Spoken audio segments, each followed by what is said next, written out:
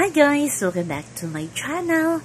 Ito na nga guys, kahapon ay pinadalhan ni Dustin si Bianca ng napakagandang bulaklak. At ito na naman, pinag-discussion na naman to ng Wilka at ng Dasbea kung si Will ba or si Dustin ang nagbigay. Kasi nasa IG story ito ni Bianca Di Vera.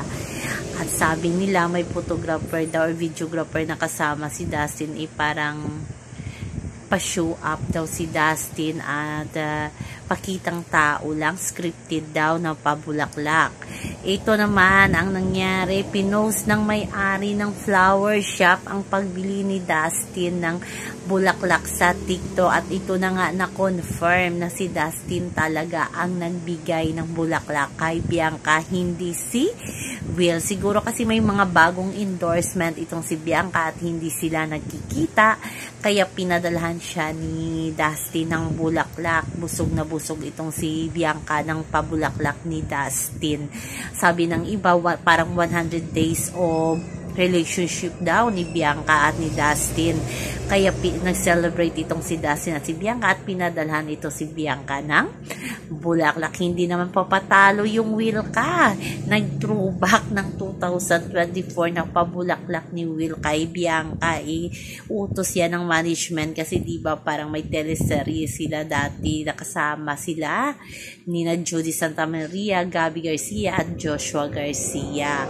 Kaya yun nga, parang pinost yun ni Bianca na galing kay Will na nandoon pa talaga itong si Will. Parang sa Italy yun sinot, diba? Kaya hindi talaga papatalo yung Will kapag dating sa mga IG story ni Bianca na kiniklaim nila na yun ay kay Will galing, hindi kay Dustin. Kaya tawang-tawa na lang yung iba, diba? Kasi alam naman natin in real life, si Dustin naman talaga at si Bianca. At ito pang pinangit-ngit nila yung in-upload na Lily na behind the scene. Napayakap, napaka-clingy pala at napaka-sweet ni Bianca kay Dustin off-cam. Grabe yung yakap ni Bianca kay Dustin na parang baby talaga na yumayakap sa bewang ni Dustin. Yun naman ang kinagalit na naman ng mga Wilka. At nag-upload pa nga si Doc Ivy ng another ganap ng Dasbea na pumunta uli sa IV clinic. Yan lalong nagalit ang mga Wilka kay Dustin at ngayon binabash na naman itong si Dustin ng kung ano-ano.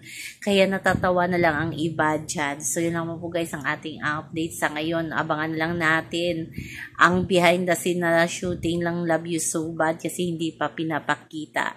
Hanggang sa muli, bye-bye. Also remember, wag po tayong magpaka-stress.